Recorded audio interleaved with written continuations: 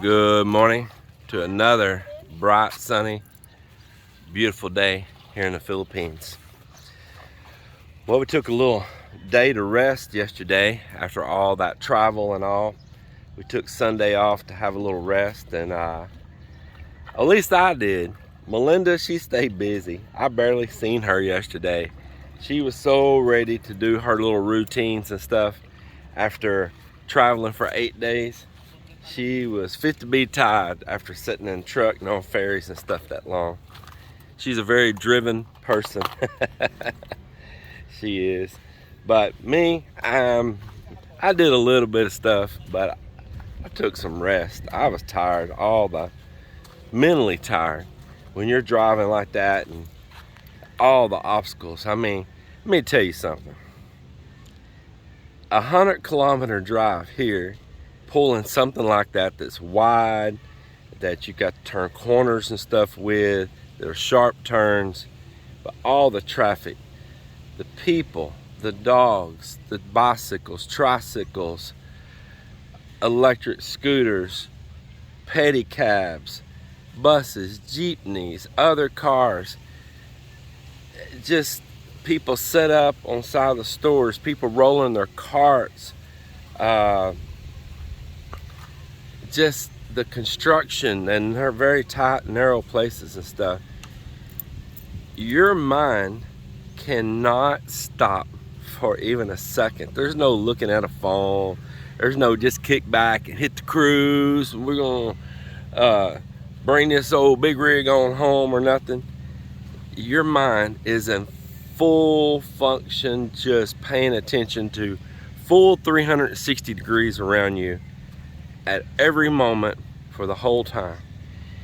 And so I'm not saying that 100 kilometers is what we drove, because we drove actually more than that by the time we did all of our twisting and turning, and that was just in one area. And then we got to Panay Island and we did a whole bunch more. But if you could just see, but I didn't have no video crew. I'm not like the deadliest roads or ice road truckers that I got people working ahead of me and planting cameras and shooting shots and setting up scenes. No, it's just me rolling, and I don't have time to mess with no camera. But if you could have seen, it was some crazy stuff. It was some crazy stuff.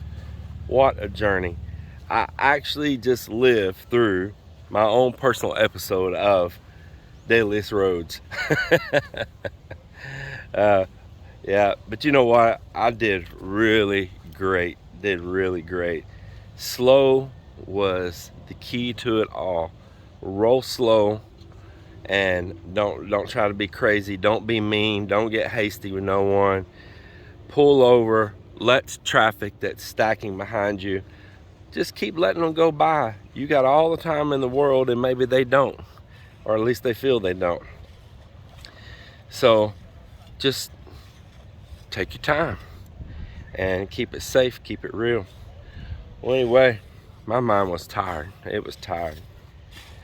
Well, while we were gone, a storm hit down here on Panay Island that was kind of a throw off from the typhoon up there. So what happens is we're far away, but this region gets a strong monsoonal winds through here, and that typhoon actually increased the monsoonal flow in this area and brought in a very powerful storm and big waves coming in on the water while we were gone.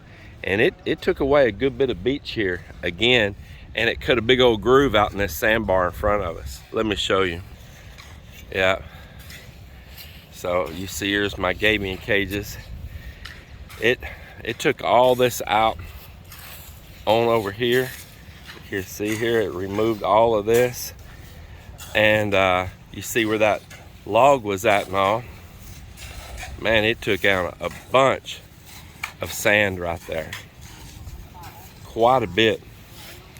And it flooded that lagoon little area that's created behind this sandbar quite a bit more. So right now, as the tide has went low, I've got them shoveling out a groove here in it to let the the water drain on out of there some.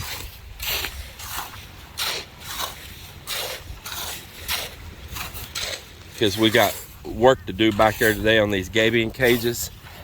And it'd be nice if we weren't wading through water all day long.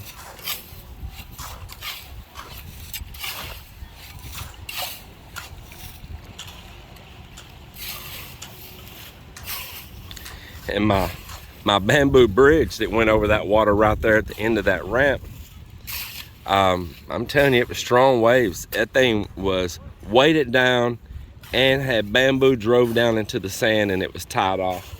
And it took that thing way on down there to those houses far down there. They're floating. They got it moved just now where it was at and got it up floating. So they're bringing it on back in here right now.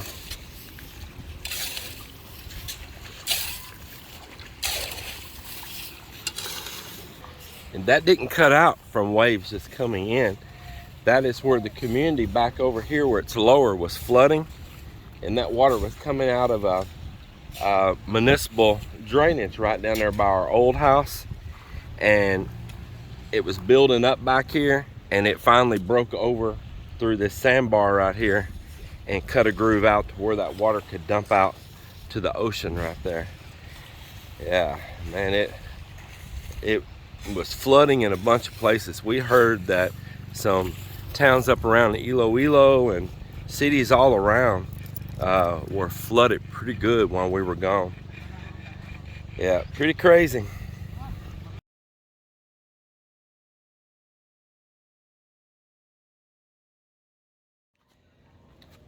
Well, I hadn't shot no video today because the day didn't turn out like I thought it was going to. Today, I thought the work crew would all be back. Mont had finished up the work he'd been doing over in Gimmer's Island on another project he'd been working on. I mean, literally the day after we left and went back to Texas. And so today was supposed to be his start back day, his brother Ambin, his start back day, Joel, all of them. Well, it didn't turn out that way because yesterday they partied over next door. And plus Mike hadn't even had a break between jobs. So he partied pretty hard and he was hungover. And his brother Ammon wasn't feeling good, kind of feeling under the weather. And Joel had took on a small tile job and a CR house up in the city, and he had maybe 3 more days left to finish it. So I thought I was going to be back on the house project starting for a full week, starting today on a Monday, but it didn't work out that way. So it was womp womp womp. But I understand, and you just gotta go with the punches here, you know. It's the way it is here. But what we did do is continue working out here at the beach and continue putting some gabion cage stuff. We ran out of stone again, and the company that brings me that stone, they sort that on one of those shaker decks, and big stones they knock off to the side as they are screening stones of different sizes for deliveries of different uses. So for any of you who don't know how that works, you'll have this machine that vibrates, and it's got holes in it of a certain size and a flat plate, and all the stones that'll fit through that will drop down. And maybe on down below that is another shaker, another deck below it, and it's got smaller holes, and it'll shake, and anything will fit through that. And you can go on down again, another one, or they may transfer all of that over to a machine, a different machine with smaller holes, and they can just keep working down to whatever size. And the ones that won't fit through, they'll shake off the end and go make a pile. And so we need larger stones, and they're shaking those off and they're gathering them up for us. So they said it might be 2 days before they get me another load. So yeah, wait on that. I need a couple loads, but let me show you what we've been doing so far. So we did get some more cages set out here, so they're kind of working their way on out. And right here is where I'm gonna be taking my boat out and surf launching. In the past, you see where all this water was. Well, this was beach up right here in the past. And at one point in time, I could literally launch the boat right here. And it could happen again, because storms can come and take this whole sandbar away. But I'm trying to protect it along the side over here, and any of those currents that rip sideways will hit these, and it'll be just kind of like a little mini jetty wall. And over here, like a little mini jetty wall. And I'm gonna do it again at the end of our place along the beach out there, right at that bamboo fence. Another one out over there. And then if that sandbar ever does go away, we can clean this out and probably be able to launch right here in the future if things change. And if not, for now, we'll drive out over the beach and surf launch. As I was showing it earlier this morning, a storm come through, took all of this, washed out, and along that whole front side, it removed probably another 10 or 12 foot of sand's gone there. So the sandbar is shrinking. Yeah, just the right storm come along, in a matter of hours, it can be gone. It's amazing what the water can do. It's just absolutely amazing.